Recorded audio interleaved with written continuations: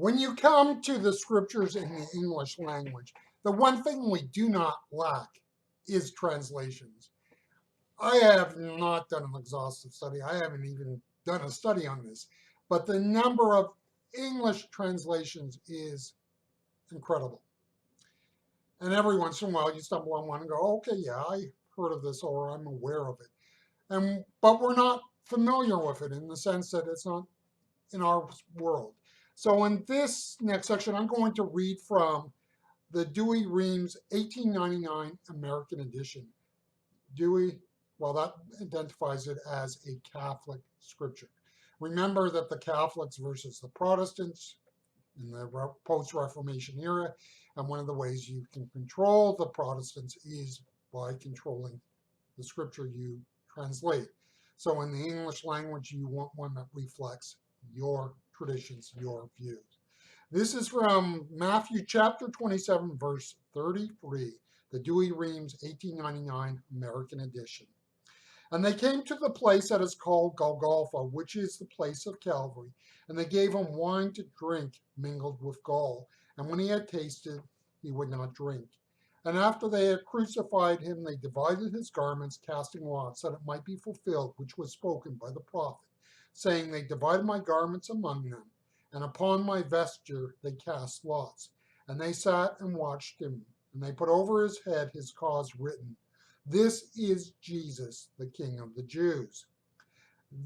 Then were crucified with him two thieves, one on the right and one on the left. And they that passed by blasphemed him, wagging their heads and saying, thou hast destroyed the temple of God, and 3 days thus rebuild it. Thus thy own self, if thou be the true God, come down from the cross.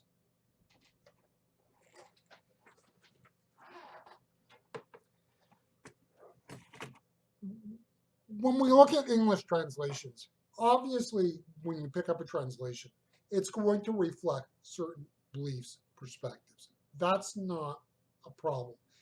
I mean, the best translations are the ones that try to, be mainstream and reflect all of Christian traditions. The danger, of course, is that you can have translations that reflect a narrow framework.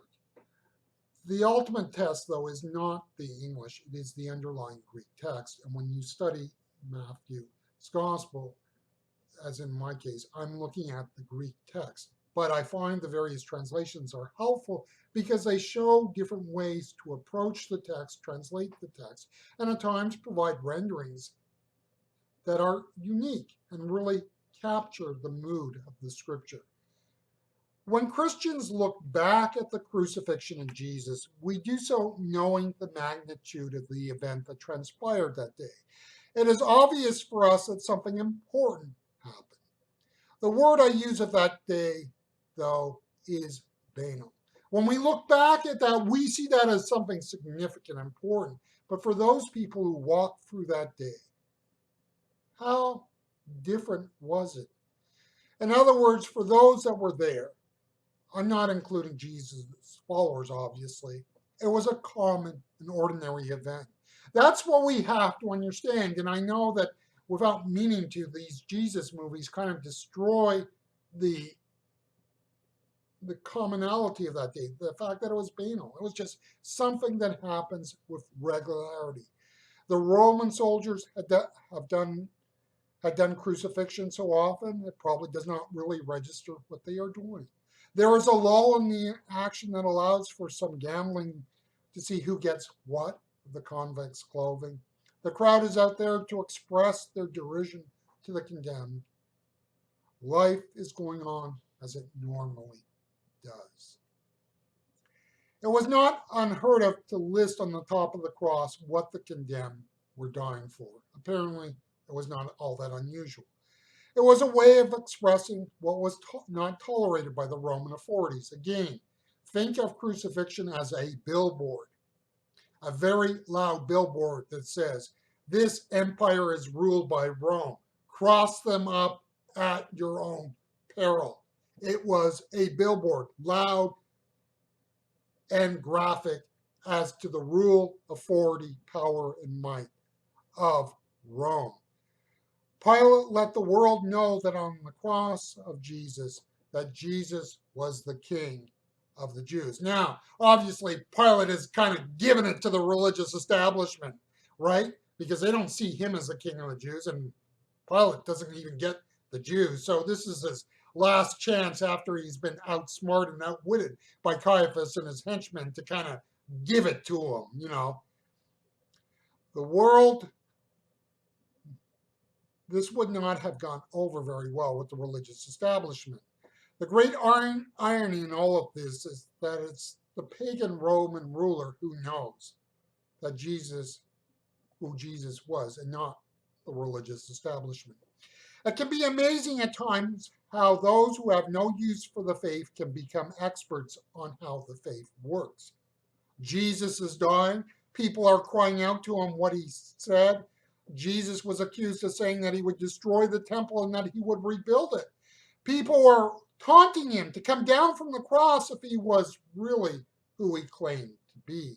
You see, they who were taunting him were saying that they knew that if he was really real, then he would not be crucified. Isn't that interesting? And you'll discover this if you are a believer in Jesus Christ as you walk in your faith, that people will take distortions of biblical truth and use it against you. You see, those people were laying claim to knowing how faith works. You get it? Non-faith people telling Jesus how the faith works. What they could not and would not grasp is that true, authentic faith embraces death. For in death there is to be found real life. The crucifixion of Jesus was a non-event in that time and place. And I have to stress that when you look at the unfolding of things, there's not really on the surface anything to indicate that this was something significant, this was something different. In the flow of day-to-day life, week after week, year after year, how often had the people in Jerusalem seen a crucifixion coming to pass? How often had they seen people walking to the place of Golgotha with the crossbeam attached to their arms and hands? How many times had they seen this and nothing happened afterwards? It was just common, ordinary day. The followers of Jesus who had gathered at the cross were not really all that different in attitude. They thought it was the death of a dream. And the horror of that which was common and ordinary, Jesus was doing something magnificent. The death of your spouse, the return of the ravages of cancer, the rebellion of your beloved son. These and more are common events of great horror. They are no less horrific because Jesus, by his grace, can make something magnificent out of them. The Christian teaching is not that Jesus takes suffering and pain and makes merriment and amusement out of them. It is something far deeper and richer. Jesus takes the horror of what is common and ordinary and found in the day-to-day world of our lives and uses it to achieve a far greater purpose. How he will do it in your situation, I do not know. What I do know is I look back at a common and ordinary event in ancient Jerusalem as a young man and in the prime of his life walks to Golgotha with a crossbeam to be crucified and know that through his death there comes a resurrection. And from that point on and forward, by God's grace, the common and ordinary, the horrific, can be transformed by his grace.